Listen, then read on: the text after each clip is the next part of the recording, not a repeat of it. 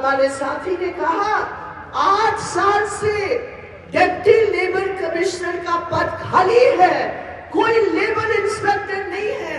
न्यूनतम वेतन कौन दिलाएगा जब लेबर डिपार्टमेंट ही शून्य बन गया है? और उसका नतीजा क्या है? मेरे प्रिय साथियों, अब एक बहुत बड़ी संस्था ने हमारे देश में उन्होंने एक मूल्यांकन किया।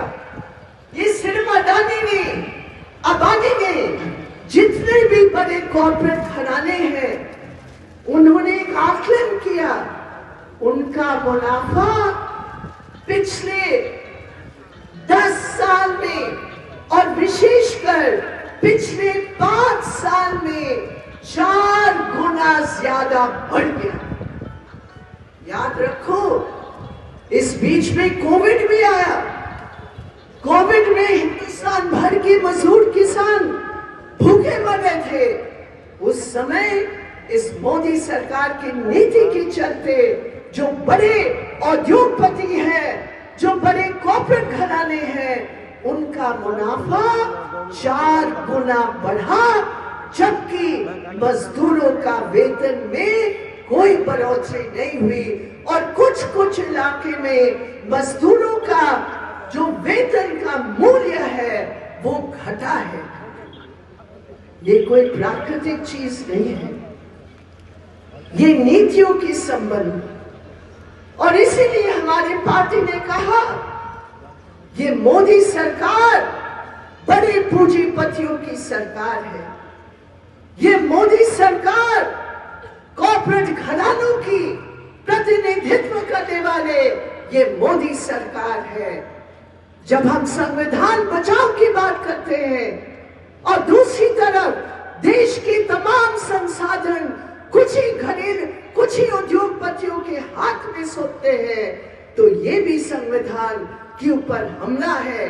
लेकिन और कोई राजनीतिक दल पर हम भरोसा नहीं कर सकते हैं कि ये जो पूंजीवाद का हमला है, जो मोदी सरकार की मदद से पूंजीवाद का जो हमला है, और कोई राजनीतिक दल बोलेगा इस पर, हम कोई भरोसा नहीं कर सकते हैं, क्योंकि वो भी नीतियों के साथ है। इसीलिए ये एक बड़ी राजनीतिक हमारा एक टास्क बनता है।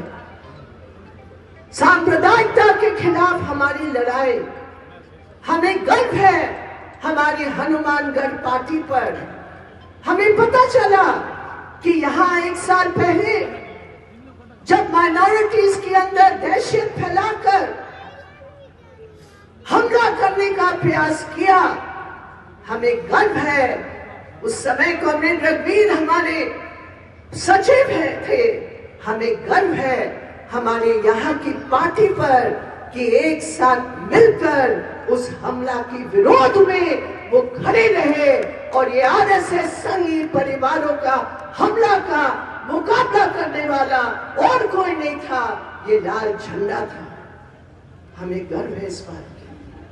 तो एक तरफ जब हम एकता की बात करते हैं, सांप्रदायिकता के खिलाफ बात करते हैं, दूसरी तरफ उस संघर्ष को मजबूत करने के लिए हमें जीविका संबंधित तमाम मुद्दे को, महिलाओं के तमाम मुद्दों को, उस पर संघर्ष करके हम अपने संगठन को मजबूत करने का हम काम करना चाहिए। और मुझे उम्मीद है कि हम करेंगे। आज जनवाद के ऊपर भी हमला है। मेरे प्रिय साथियों, कॉमरेड अमलाराम ने सही कहा कि ईडी, आईटी, सीबीआई को इस्तेमाल करके सबको दबाने का प्रयास कर रहे हैं।